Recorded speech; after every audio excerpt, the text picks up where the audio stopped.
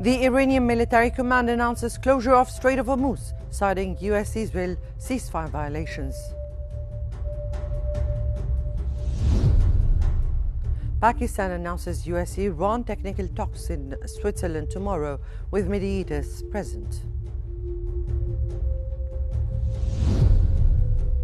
And Israel-Hezbollah ceasefire comes under strain after renewed strikes in southern Lebanon.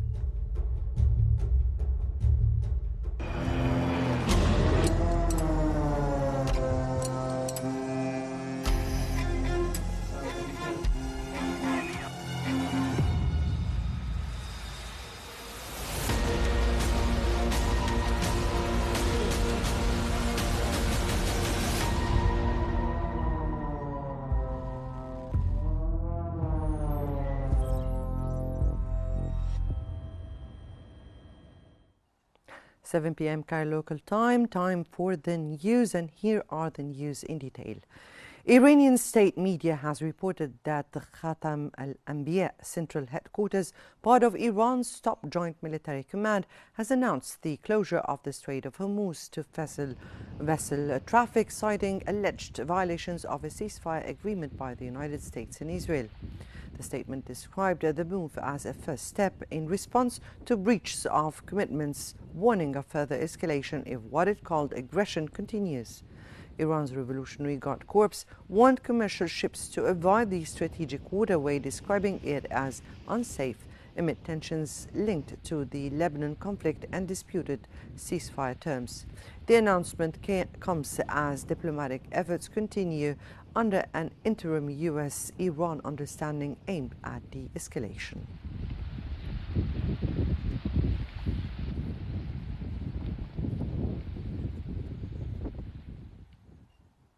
US President Donald Trump has warned that Iran has 60 days to reach a final agreement with Washington to face renewed pressure. Trump said the interim agreement provides a limited window for negotiations, warning that the United States could take further action if Tehran fails to meet its commitments. He also pointed to the rapid return of commercial shipping through the Strait of Hormuz as an early sign of progress, saying maritime traffic has resumed quickly since the deal took effect. The remarks come as Gulf energy producers prepare to increase exports, while questions remain over the implementation of conditions outlined in the agreement and the prospects for a broader settlement. Flowing out of the strait too quickly because people that don't. U.S. envoy Steve Witkoff has arrived in Switzerland ahead of anticipated nuclear talks between Washington and Tehran. Witkoff is set to travel to Bergenstock Resort to lead the American delegation, which also includes Jared Kushner. The long-delayed negotiations had previously been postponed amid uncertainty over the launch date. The talks aim to reach a final agreement within 60 days, signaling a renewed diplomatic push to resolve one of the region's most sensitive issues.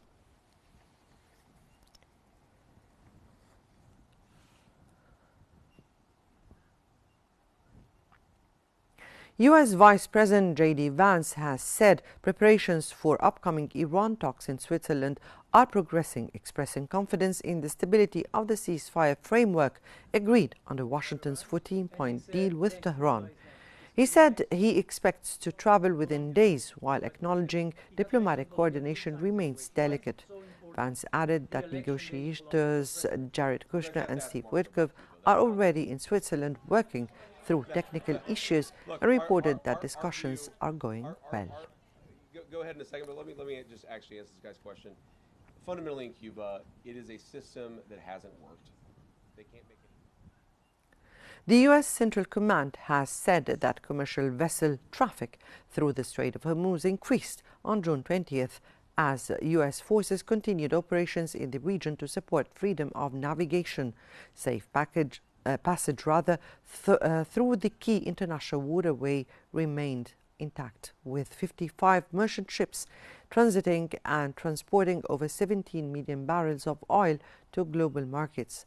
The Joint Maritime Information Center confirmed secure navigation routes free of restrictions or arbitrary impediments.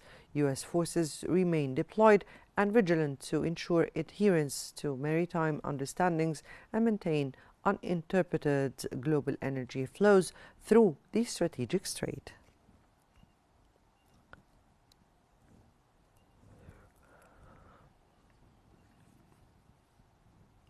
Axios reports that Iran's Foreign Minister Abbas Araghchi is considering travel to Switzerland, though plans remain subject to change.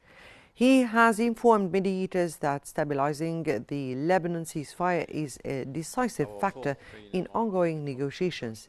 Iranian officials have also stressed to intermediaries that a sustained ceasefire in southern Lebanon must be implemented before Tehran commits to participating in technical talks in Switzerland, underscoring the linkage between regional de-escalation and diplomatic progress. و بحث تنگه هرمز، محاصره دریایی، موضوعاتی که مربوط به Pakistan's Interior Minister has met Iranian Foreign Minister Abbas Araghchi as Islamabad continues its mediation efforts between Washington and Tehran. Switzerland confirmed it is providing a discreet venue in Bergenstock for ongoing discussions without disclosing details due to confidentiality.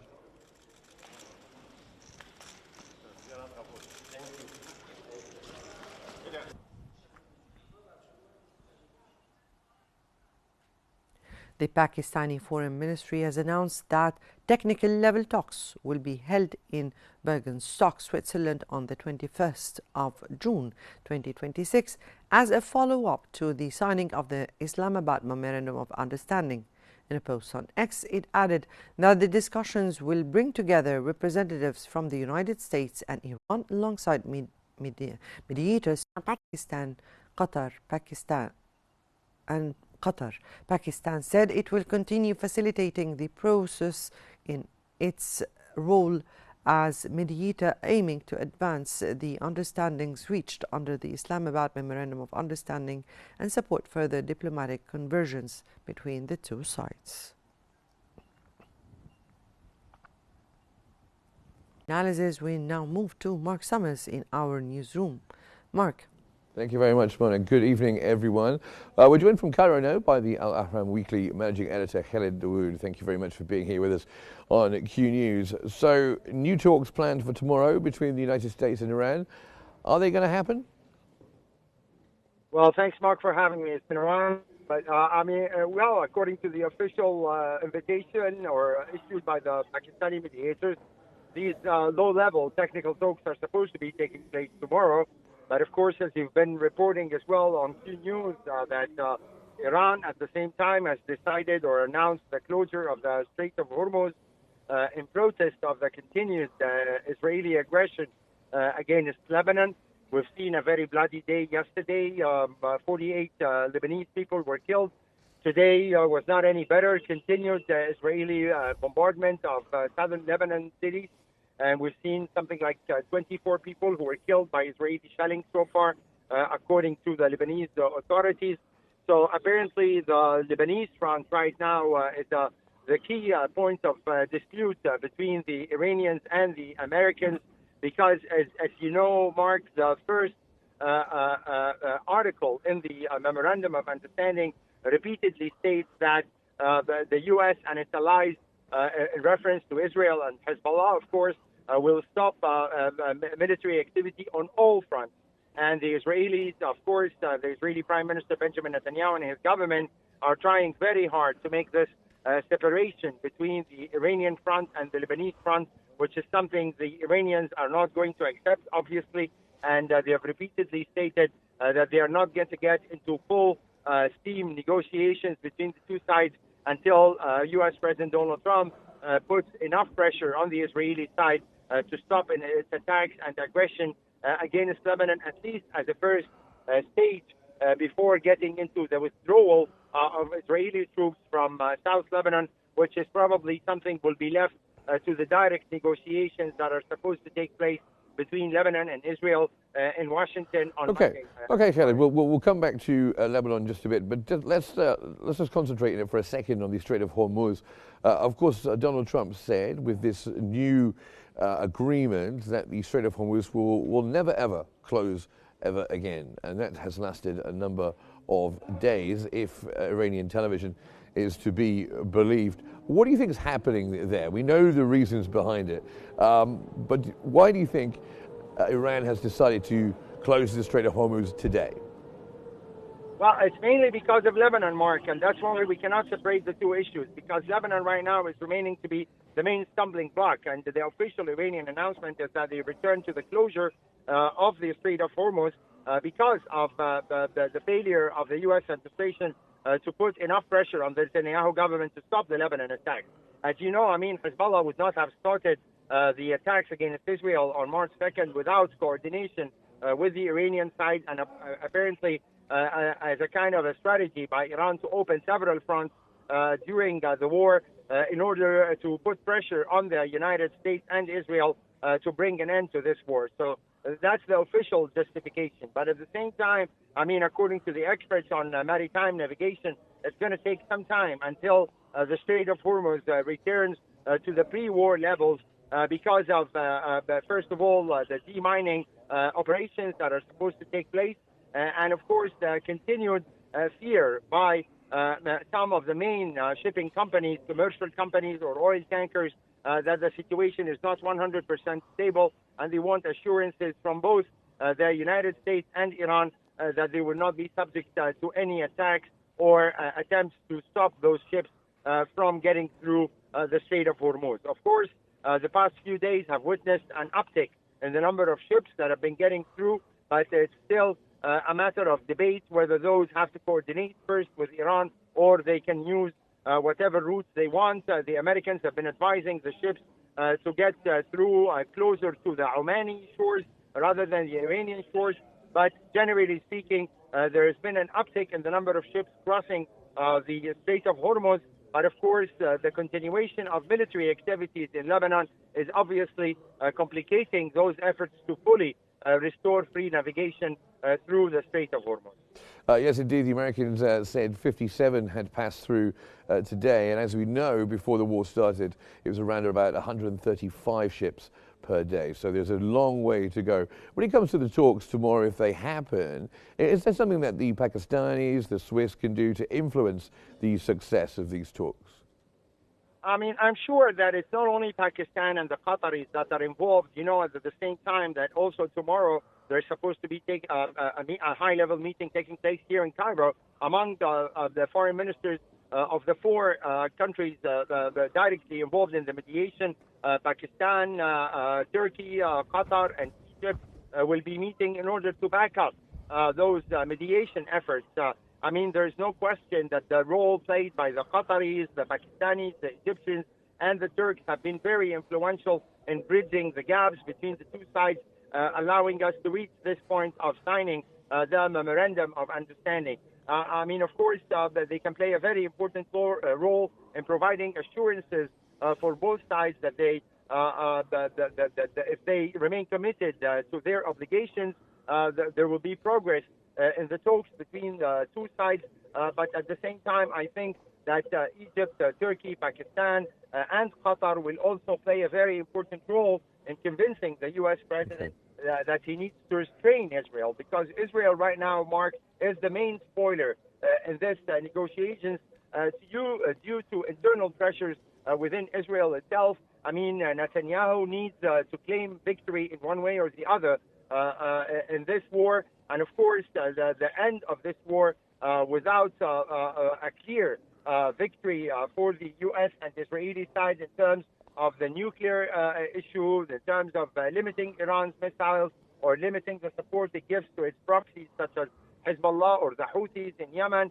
These are all points that are very worrying for the Israeli side. And equally important, we know that there are elections in Israel that are supposed to take place in a matter of 4 months. And Netanyahu will be in a very bad situation if the war in Lebanon ends and he was forced to withdraw from the southern Lebanese territories he occupied without having any clear claims of victory that he can make in this war that he has pushed for a very long time.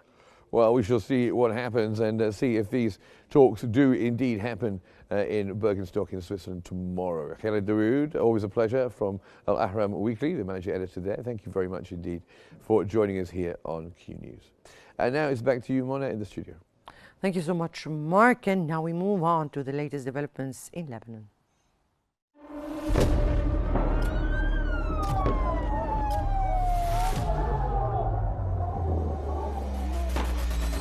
كل المستهدفين هن مدنيين. وضع شيء مرعب، شيء بخوف.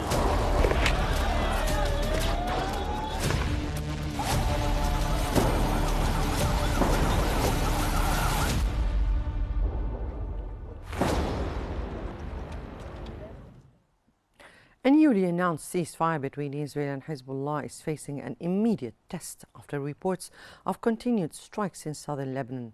The truce entered into force on Friday following mediation efforts involving the United States, Qatar, Israel, and Iran. However, Lebanese media reported that an Israeli drone strike left casualties in the south just hours after the ceasefire took effect.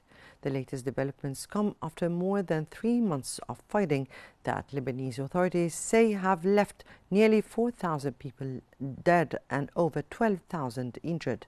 Questions are now mounting over whether the agreement can hold as efforts continue to secure a broader regional de-escalation.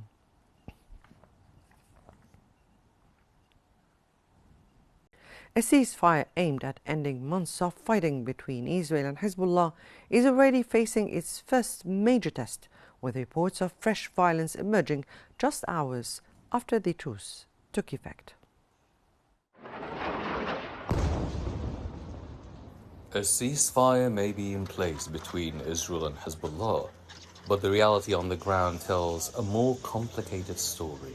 The truce took effect at 4 o'clock local time on Friday, following intensive mediation efforts involving the United States, Qatar, Israel, and Iran.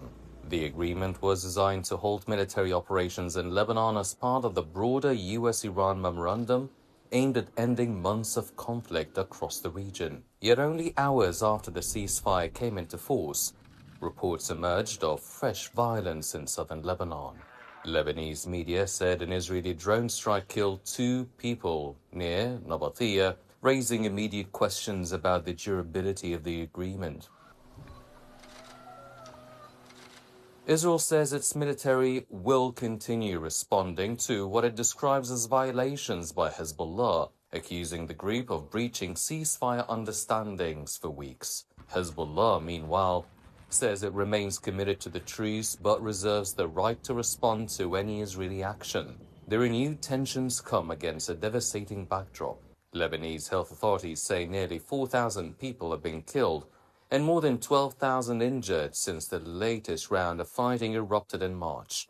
The situation is also becoming a key test for the newly signed US-Iran understanding. Tehran insists that ending the war in Lebanon and preserving the country's territorial integrity are central pillars of the agreement, and has signaled that it views the issue as a non-negotiable red line. While diplomats hope the ceasefire can create space for broader negotiations, events on the ground suggest that turning a political agreement into a lasting reality may prove far from difficult. While diplomats hope the ceasefire can create space for broader negotiations, events on the ground suggest that turning a political agreement into a lasting reality may prove far more difficult. Well, meanwhile, violence has returned to southern Lebanon with fresh casualties reported despite hopes that a ceasefire would bring calm to the border region. Lebanese state media reported that at least 5 people were killed in Israeli air and drone strikes around Al-Nabtiyah, with smoke seen rising from several locations. The attacks came less than a day after a truce was announced between Israel and Hezbollah. The latest violence has deepened uncertainty over the security situation in southern Lebanon and raised new concerns about the prospects for sustaining regional de-escalation efforts.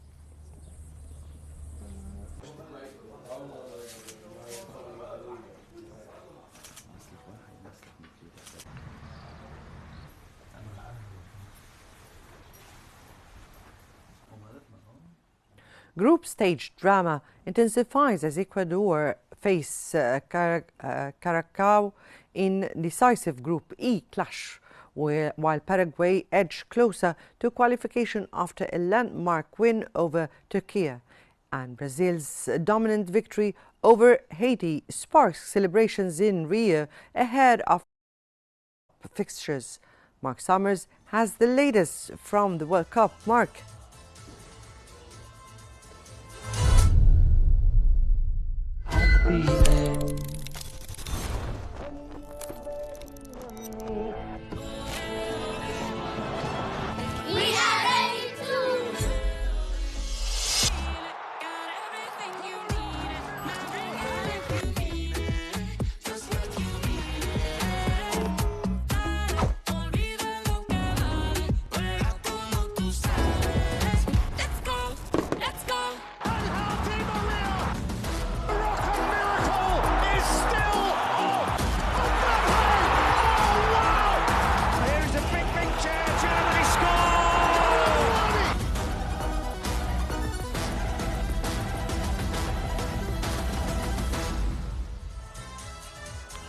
Ecuador face a must-win test against Curacao as both sides look to revive their World Cup campaigns in Group E.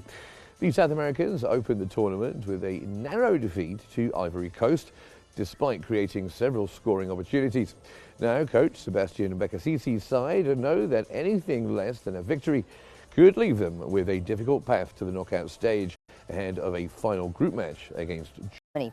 Curacao also seeking their first points of the tournament, making Saturday's encounter a crucial contest for both teams.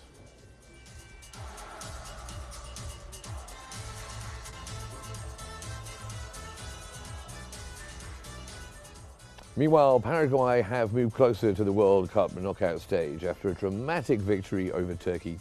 Matías Galaza scored the tournament's fastest goal just over a minute into the match as Paraguay secured a 1-0 win despite playing much of the game with 10 men following Miguel Almiron's dismissal with a red card. The result eliminated Turkey with a match to spare and left Paraguay in a strong position heading into the final round of Group D fixtures. Coach Gustavo Alfaro insisted his team should never be considered underdogs, regardless of the position.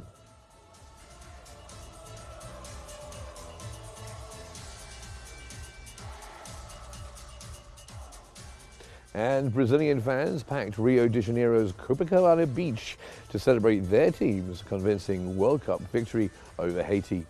Thousands gathered to watch the match on giant outdoor screens as Brazil secured a 3-0 win to strengthen their position in Group C. Matheus Cunha scored his first World Cup goals with a brace, while Vinicius Jr. also found the net and set up both of Cunha's strikes. The victory eliminated Haiti from the tournament and boosted confidence among Brazilian supporters ahead of a crucial showdown with Scotland. Concerns remain, however, after winger Rafinha was forced off with an apparent injury before half-time.